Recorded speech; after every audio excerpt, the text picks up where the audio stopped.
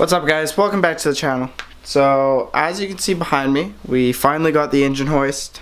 So I'm going to finish up putting on the alternator, all the extra stuff that I can, and then I'm going to throw it on the engine hoist, put the transmission on the back, and well actually I guess install the clutch first is probably a good idea.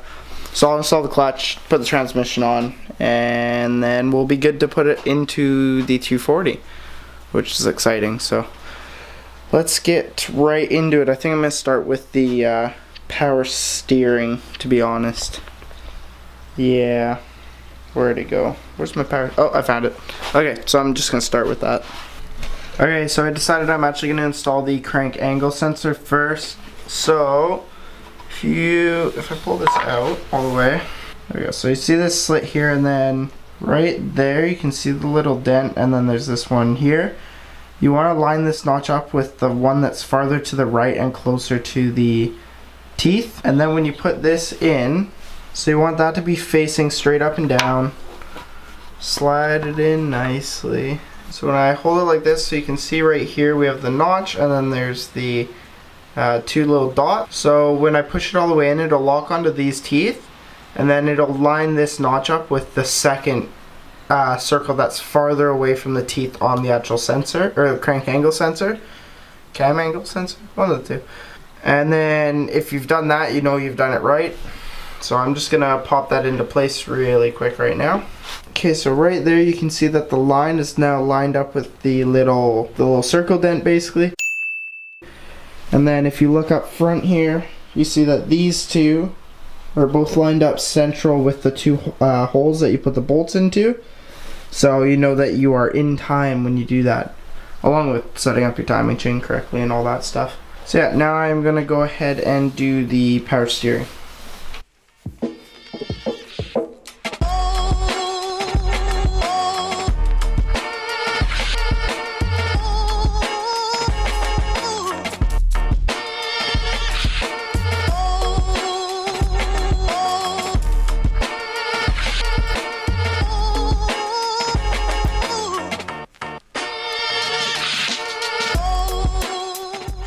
Okay, so I got the power steering pump on. I was just sorting out the belts and all that. I also put my water pump pulley on, and now I'm going to go ahead and throw the alternator back on, and then sort out the belts, and then probably throw the valve cover on, and then do the clutch most likely. We're almost there. We'll figure it out.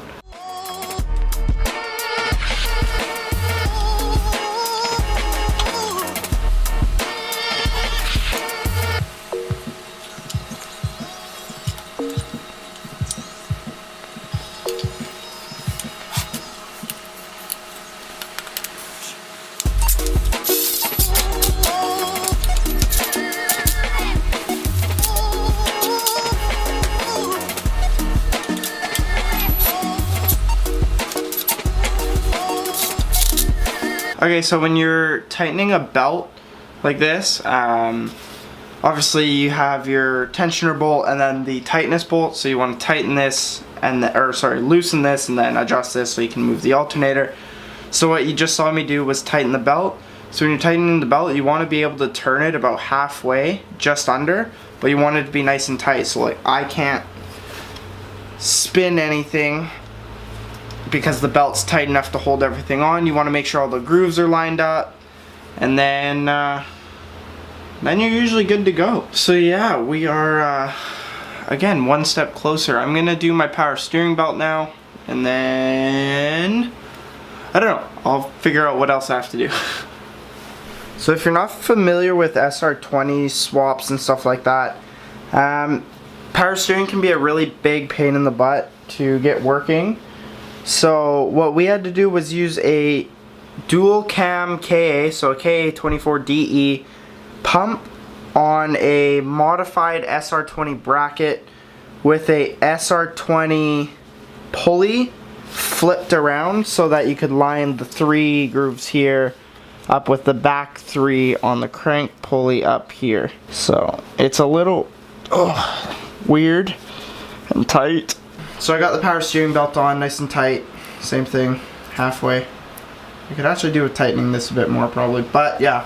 So I think I'm going to go ahead and put my valve cover on next, properly put all the bolts in, stuff like that. And then clutch, maybe hook it up to the engine crane. I haven't decided yet. We'll see. It's snowing. I don't know if you can see out there, but it's snowing again. So even when we get the motor in the car, if it's snowing, it doesn't look like I'm going to be able to take it out anyway. So that's good. So yeah, I'm going to go ahead and do the valve cover. And then we'll see about getting the motor onto the engine hoist. But we might save that for tomorrow because I don't know if I can have the engine hoist unfolded in my garage with the 240 in here. So that might just have to go in once I'm actually putting the motor in. So we'll see, we'll figure it out. But yeah, it's good. Okay, so I put all the little stud guy majiggers in the head of the motor for the valve cover. So I'm going to go ahead and put the valve cover on with the gasket and all that. Those go all the way around. For those of you who don't know, there is actually one right in the center here, and it's longer than the rest of them. There's 13 of these in total. 12 of them are short, one of them is longer. The longer one just goes up here, and then you put your valve cover on. So let's do that. Okay, so another thing just before we put the valve cover on, you also have to make sure that you silicone basically there's a 90 in here that won't seal when you tighten down the valve cover, so you just throw some silicone on all the half moons basically. And then we're going to throw them on the actual head itself as well, just on the corners there, just to make sure that we get a nice tight seal. So we'll do that there, and then you basically just throw silicone right here.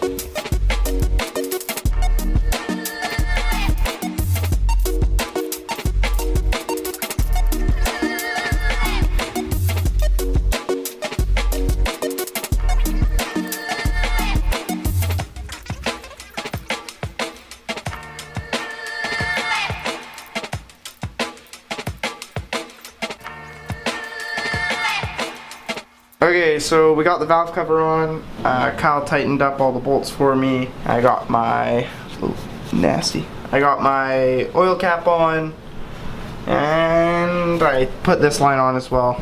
So yeah, it is almost there. So I'm gonna go ahead and find the bolts for this and put it on, and then yeah, and we're almost there. We're almost done. It's good. Okay, so I just quickly have to run to Home Depot. I know it sounds weird, you go to Home Depot for car stuff, but for my water neck, the bolts got lost, so I'm gonna go pick some up from Home Depot, and then we'll return, and it'll probably be on by the time I pick up the camera again. So, see in a few seconds, specifically 1 second. Okay, so I just ran and got the bolts that I needed. I bolted that up, and I put my dipstick tube in, so we're pretty much ready to go. Obviously I have to put the flywheel, the clutch, and all that on, but I am going to do that tomorrow. I also have to run a Lord coat, I'll show you. So I need a line that goes from here to here because that is for the PCV return, and after that it's all good. So yeah, I put this guy on. I just had to go get some M6 by 1 by 12 millimeters. And then I just attached this guy on. Obviously the valve cover's all bolted up now, and we're almost ready to go. So we obviously got quite a bit done today. We got the belts done as well, and the valve cover is all tightened up and bolted on there, so that is good. I need to clean it up a bit because it's a little dirty. So that's gonna be it for today's video. We're almost there. We're gonna put the motor in probably tomorrow. I have to have it done by this weekend. So yeah, as always, thanks for watching. Thanks for subscribing. As per usual, don't forget to like, comment, subscribe, and we'll see you in the next one. Peace.